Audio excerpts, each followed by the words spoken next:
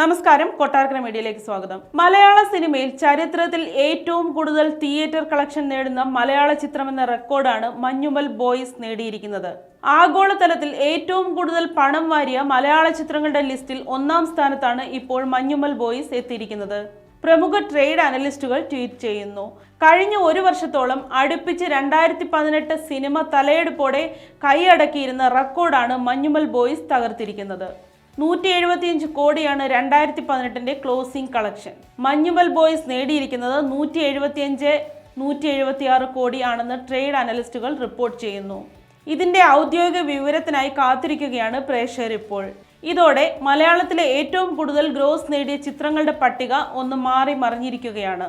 ഏറ്റവും കൂടുതൽ gross collection നേടിയ ആദ്യ മലയാള ചിത്രങ്ങൾ ഇപ്പോൾ മഞ്ഞുമൽ ബോയ്സ്, 2018 പുലിമുരുകൻ, ലൂസിഫർ, പ്രേമലു എന്നിവയാണ്. ഇതിൽ 176 കോടി നേടി മഞ്ഞുമൽ ഒന്നാം സ്ഥാനത്താണ്. ഇനിയും തിയേറ്റർ റണ്ണിങ്ങിനുള്ളതിനാൽ മലയാളത്തിലെ ആദ്യത്തെ 200 കോടി ഗ്രോസ് വരെയുള്ള സാധ്യത മഞ്ഞുമലിന് മുന്നിലുണ്ട്. രണ്ടാം സ്ഥാനത്ത് ടോവിനോ നായകനായി എത്തിയ ജൂഡ് ആന്റണി സംവിധാനം ചെയ്ത 2018 ആണ്. കാവ്യ ഫിലിംസ് നിർമ്മിച്ച ചിത്രം 175 കോടിയാണ് ആഗോളതലത്തിൽ നേടിയത്. മൂന്നാം സ്ഥാനത്ത് 2016 ചിത്രം പുലിമുരുകനാണ്. വൈശാഖ് സംവിധാനം ചെയ്ത ചിത്രം 152 കോടിയാണ് ആഗോളതലത്തിൽ നേടിയത്. നാലാം സ്ഥാനത്ത് ലൂസിഫർ ആണ്. പൃഥ്വിരാജ് സംവിധാനം ചെയ്ത ചിത്രം ആഗോളതലത്തിൽ 127 കോടിയാണ് നേടിയത്.